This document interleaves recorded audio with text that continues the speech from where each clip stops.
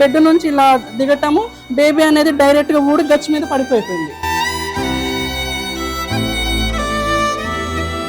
మూసుకొని బయటకు వచ్చేస్తా ఉన్నారు. తను వీళ్ళు రాకముందు ఎలాగైతే వాళ్ళు చెప్పించారో అదేవిధంగా అందరు వచ్చాక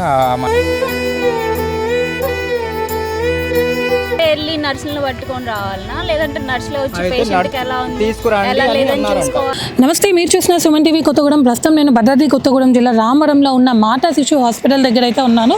సో ఇక్కడ నిన్న జరిగిన ఇన్సిడెంట్, ఈ హాస్పిటల్లో ప్రభుత్వ హాస్పిటల్లో నిన్న జరిగిన ఇన్సిడెంట్ ఏదైతే ఉందో, ఒక పేషెంట్ ముల్కలపల్లి మండలం నుంచి వచ్చి ఇక్కడ డెలివరీ డేట్ ఇవ్వడంతో డెలివరీ కోసం అని వచ్చి ఆమెకి అరౌండ్ ఈవినింగ్ అంటే మార్నింగ్ 11 o'clock వాళ్ళు అడ్మిట్ అయితే ఈవినింగ్ 4 o'clock అట్లా పెయిన్స్ కోసం అని ఇంజెక్షన్ ఇచ్చారు. సో ఇంజెక్షన్ ఇచ్చిన దగ్గర నుంచి అమ్మాయికి నొప్పులు వస్తున్నాయని ఇటు అటెండర్స్ కానీ అటు తనతో వచ్చిన ఆశా వర్కర్ కానీ వెళ్ళి నర్సింగ్ స్టాఫ్ వాళ్ళకి చెప్పడము, వాళ్ళు ఇమీడియట్గా అమ్మాయిని తీసుకొని రమ్మనడంతో అమ్మాయి లేచి నిల్చునేసరికి అకస్మాత్తుగా ఉన్న వలన అసలు తన కడుపులో నుంచి బేబీ కింద పడిపోవడం అనేది ఒక దారుణమైన పరిస్థితి అని చెప్పాలి. అంటే ఎప్పుడైతే సీరియస్నెస్ అయిందో బేబీ పడిపోవడంతో అప్పుడు నర్సింగ్ స్టాఫ్ పరిగెత్తుకొని వచ్చి బేబీని ఆ మదర్ని తీసుకెళ్ళి అప్పుడు వాళ్ళు ట్రీట్మెంట్ అనేది స్టార్ట్ చేయడము చాలా దుర్మార్గమైన పరిస్థితి. మరి అసలు ఏంటి దీని గురించి, దీంట్లో ఎంతవరకు వాస్తవం ఉంది అని తెలుసుకోవడానికి నేను ఇక్కడికి వచ్చాను. ఒక్కసారి నేను లోపలికి వెళ్ళి వాళ్ళతో మాట్లాడితే, ఈ మాతా శిశు హాస్పిటల్ భద్రాద్రి కొత్తగూడెం జిల్లా మాతా శిశు హాస్పిటల్ రామవరంలో ఏదైతే ఉందో అది కేవలం నిన్నటి సమస్య ఒక్కటి మాత్రమే కాదు, ఇది కంప్లీట్గా సమస్యల వలయం అని చెప్పాలి. ఇలాంటి సంఘటనలు మనకి అడుగడుగునా కూడా ఇక్కడ మనకి వినిపిస్తూ ఉంటాయి. సో నిన్నటి ఘటన ఏం జరిగింది, ఒకసారి వాళ్ళు ఎంత బాధపడుతున్న ప్రస్తుతం ఆ బేబీ అండ్ మదర్ కండిషన్ ఏంటి అనేది ఒక్కసారి బాధితులతోని మనం మాట్లాడి తెలుసుకుంటాం. లోపల మనం వీడియో తీస్తుంటే అంటే నిన్న ఇన్సిడెంట్ జరిగినప్పుడు వాళ్ళ బాధితురాలి రిలేషన్స్ మాట్లాడుతూ ఉంటాం. మీరు ఎందుకు వీడియో తీస్తారు, వీడియో తీయద్దు అంటే జనరల్గా వీడియోస్ తీయడానికి మేనేజ్మెంట్ అలౌ చేయలేదు. సో ఇక్కడ ఏం జరుగుతుంది అనేది మేము బయట పెడతాము. ఇది ఈరోజు మా సమస్య కావచ్చు, కానీ రేపు ఇంకొకరికి జరగదని గ్యారంటీ ఏంటి, ఇంత దుర్మార్గంగా ఉంది అని డైరెక్ట్ వాళ్ళు మనకు కాల్ చేసి బయటకు వచ్చి మేము మాట్లాడతామని వచ్చారు. అంటే నిన్న బాధితురాలు ఎవరైతే అంటే డెలివరీ అయిన పర్సన్ ఎవరైతే ఉన్నారో సో వాళ్ళ హస్బెండ్తో ఉన్నారో, ఒక్కసారి మనం ఏం జరిగింది, లోపల హాస్పిటల్ పరిస్థితి ఏంటి, ఫర్దర్గా మేనేజ్మెంట్ ఎలా రియాక్ట్ అయ్యారు అనేది ఒకసారి వాళ్ళతో మాట్లాడదాం మనం. సరే చెప్పండి, నిన్న మీ బ్రదర్ చెప్పినట్టు 6 o'clockకి ఇన్సిడెంట్ జరిగింది అన్నారు. మరి ఆ తర్వాత ఏమైంది, మేనేజ్మెంట్ వాళ్ళు మీతో ఏం మాట్లాడారు? మేము మార్నింగ్ 11కి వచ్చాము, అడ్మిట్ అవ్వాలన్నారు. అడ్మిట్ అయ్యేసరికి రూమ్ చూపించారనమాట.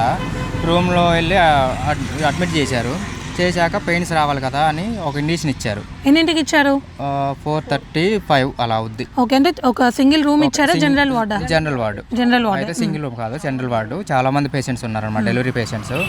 అయితే ఇచ్చారనమాట, ఇండిషన్ ఇచ్చారు. తనకేంటంటే ఇక మేమేంటంటే ఏం తినలేదు కదా, ఏమన్నా తింటదేమో అన్నట్టు ఇడ్లీ తీసుకొచ్చి ఇవ్వడం జరిగింది. అలా ఒకటి తినే లోపల ఇక స్టార్ట్ అయిపోయింది అనమాట పెయిన్. అయితే ఇక తినకుండా పడుకుంది అనమాట, అంటే పొజిషన్కి వచ్చింది నొప్పులకి తట్టుకోలేక. ఎందుకంటే ఫస్ట్ డెలివరీ కాబట్టి కొంచెం ఇబ్బంది పడింది. తర్వాత రావడం ఆగిపోవడం ఉండేసరికి సర్లే ఇంకొంచెం ఎక్కువ రావాలి, అంటే పెయిన్స్ అనేది ఎక్కువ రావాలి, అంటే ఈ చిన్న చిన్న పెయిన్స్కి అవ్వదండి, ఇంకా ఎక్కువ రావాలని చెప్పడం జరిగింది. అంటే ఇంజెక్షన్ ఇచ్చాక నర్సింగ్ వాళ్ళు వచ్చి అమ్మాయిని చూడడం అలా ఏమైనా ఉందా? అలా లేదండి. అయితే వాళ్ళతో పాటు వచ్చిన ఆశా వర్కరే తన పక్కన ఉన్నారు, మళ్ళీ మా అమ్మగారు మా అత్తయ్య గారు వీళ్ళు ఉన్నారు. కాబట్టి ఇంకా అంతమంది ఉన్నారు కానీ నర్సులు మేము ఉన్నంత వరకు అయితే ఒక్కళ్ళు రాలేదు. అయితే ఇక అలా నొప్పులు రావడం, అలా సడన్గా ఒక హాఫ్ అన్ అవర్ గంట అలా ఇబ్బంది పడతా ఉంది. అయితే మమ్మల్ని జెంట్స్ ఉండొద్దు బయటికి వెళ్ళిపోండి అనేసరికి వెళ్ళిపోయామన్నమాట. ఎవరు పంపించారు మిమ్మల్ని బయటికి? అంటే అక్కడ స్టాఫ్ ఉంటారు కదా. స్టాఫ్ ఉన్నారా? ఆ స్టాఫ్ అంటే సిస్టర్స్ కాదు, అక్కడ క్లీన్ చేస్తారు. అయితే ఉండొద్దు, మేము క్లీన్ చేసేస్తాం. అందులో మళ్ళీ పేషెంట్ దగ్గర కూడా ఇంతమంది వద్దు అన్నారు. అనేసరికి మేము బయటకు వచ్చేసాం అనమాట.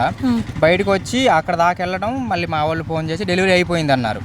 అదేంటి ఇప్పుడే కదా పెయిన్స్ వస్తున్నాయి, ఆగిపోతున్నాయి అన్న ఇబ్బంది పడతా ఉంది, మా కళ్ళ ముందే కదా, ఇప్పుడే కదా మేము ఇలా బయటకు వచ్చాము, బయటికి వెళ్ళిపోమంటే అప్పుడే అలా అయిపోవడం ఏంటంటే అసలు నిజంగా మాదేనా అని అడిగేసరికి మా వాళ్ళే లేదు మన పాపని తీసుకుని వెళ్ళిపోతున్నారు, ఇక్కడ ఇంత జరుగుతుంది. ఎందుకంటే అలాగే కనడం జరిగింది. అలా నొప్పులు వచ్చే క్రమంలో నించున్నదనమాట. అంటే ఏం చేయాలో అర్థం కాక బెడ్ మీద నుండి ఇలా దొరలడం, ఇలా నించుంది. అయితే మా ఆశా వర్కర్ ఉంది.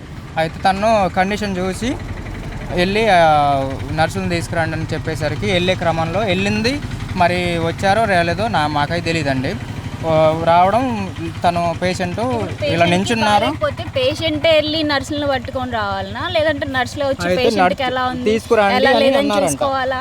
తీసుకురమ్మని చెప్పారంట. నడిపించుకుని తీసుకురండి అన్నారంట. అలా నించుంది. బేబీ డెలివరీ అయిపోయింది, కింద పడిపోయిందండి. అప్పటికి 5 నిమిషాలకి, అప్పుడు 5 నిమిషం 2 నిమిషాలకి వచ్చేసారు.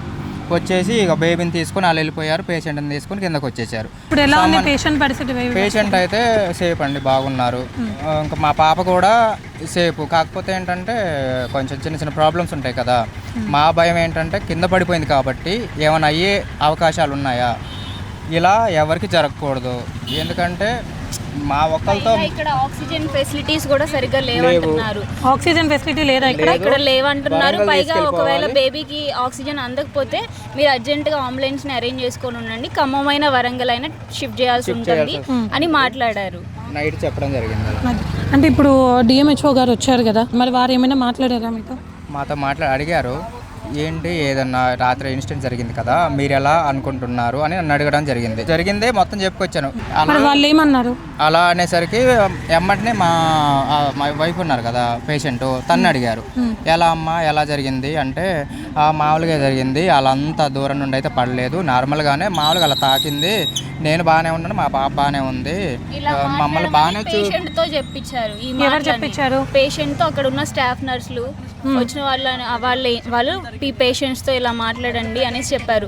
నేను అడిగాను, ఇప్పుడు మీరు వచ్చి ఇలా అంటున్నారు, ఇలా మాట్లాడిస్తున్నారు, సరే బాగుంది. ఒకవేళ మా పాపకి ఏదైనా అయ్యుంటే అప్పుడేం మాట్లాడేవాళ్ళు మీరు? ఇప్పుడు మళ్ళీ నెగిటివ్గా మేమేదో మీ గురించి నెగిటివ్గా టాక్ చేస్తున్నామని మీరు మాట్లాడుతున్నారు.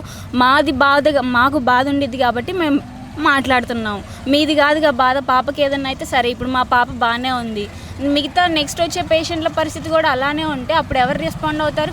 మేమంటే ఇప్పుడు మాకు ఉన్న పౌరుషానికి మేము వచ్చి బయట మాట్లాడాం, అలా వేరే వాళ్ళు మాట్లాడతారని గ్యారంటీ ఉందా? అసలు మాట్లాడనిస్తారా వాళ్ళు? మాట్లాడినెవరు? మీరు అలా మాట్లాడుతుంటే వాళ్ళు ఏమన్నారు? నర్సింగ్ వాళ్ళు బయటకు వెళ్ళిపోమని అంటున్నారు. ఒక పేషెంట్ వాళ్ళ ఫాదరు, వాళ్ళ పేషెంట్ వాళ్ళ మదర్ తప్పితే మీరు మాట్లాడే వాళ్ళు ఎవరు? బయటకు వెళ్ళిపోండి, లోపల ఉండొద్దు అని చెప్పారండి. అంటే ఎవరు మాట్లాడితే వాళ్ళు బయటకు వెళ్ళిపోవాలా?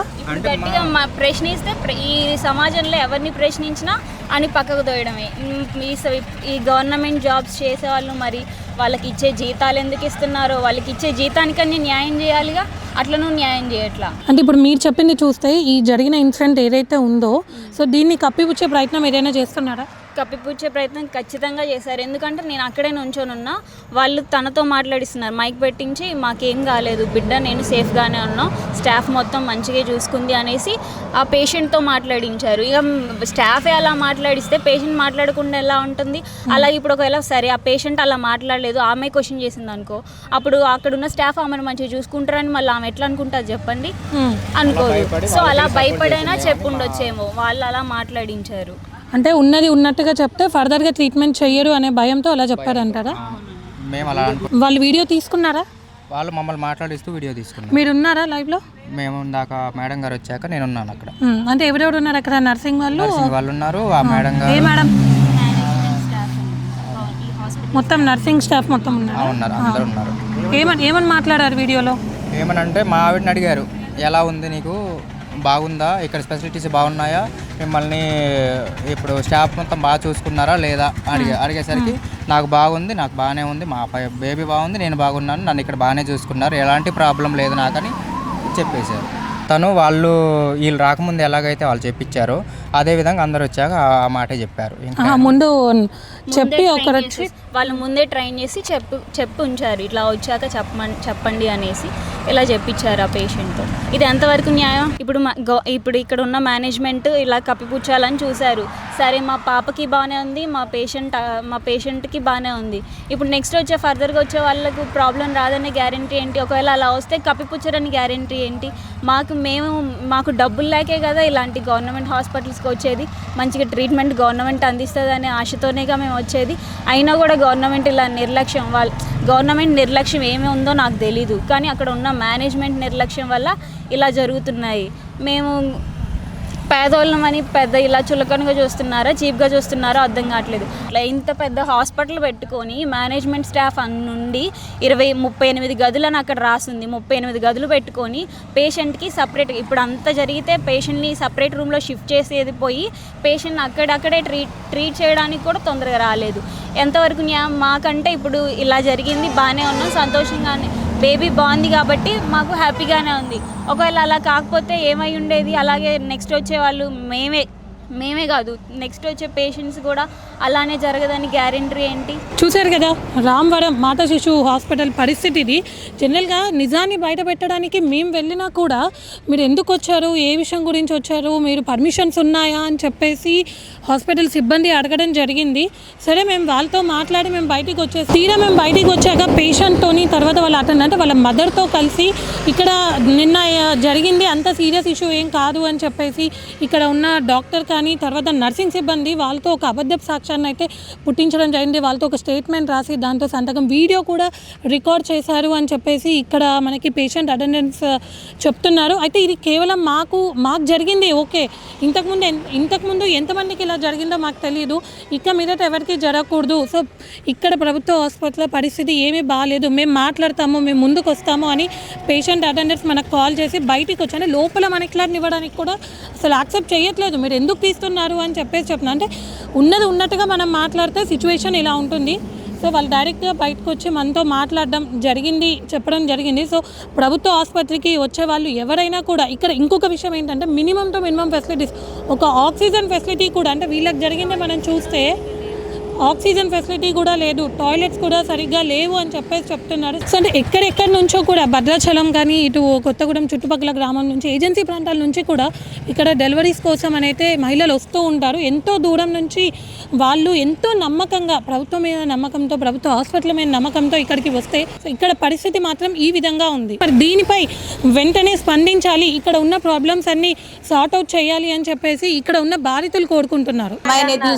అన్నారు వీల్ చైర్ ఏమైనా పంపించారు? పంపించలా, అంత పడిపోయాక అప్పుడు ఇచ్చారు. ఇక ఇదేంటండి ఇట్లా చేశారంటే, అయ్యో మాకు చెప్పలేదుగా అన్నారు.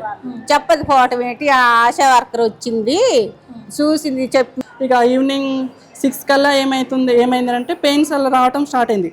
అయితే ఆశా వర్కర్ వెళ్ళి నా నర్సెస్ దగ్గరికి వెళ్ళి ఏమన్నది అంటే ఇట్లా పెయిన్స్ వస్తున్నాయని చెప్పడానికి వెళ్ళి వచ్చేసరికి వాళ్ళకి ఒకసారి తీసుకొని రండి అని చెప్పారు. తీసుకొని రమ్మన్నప్పుడు వాళ్ళు కనీసం వచ్చి ఒక నర్సెస్ ఎవరి దగ్గర వచ్చి చూడలేదు, అండ్ వీల్ చైర్ కూడా పంపించలేదు, సేఫ్టీగా ఏం పంపించలేదు. అది అలా నార్మల్ వ్యక్తిలాగా తీసుకొని రమ్మనేసరికి పెయిన్స్ ఎక్కువైపోతా ఉన్నాయి. ఆలోపు రమ్మనేసరికి బెడ్ నుంచి ఇలా దిగటము, బేబీ అనేది డైరెక్ట్గా ఊడి గచ్చు మీద పడిపోయింది.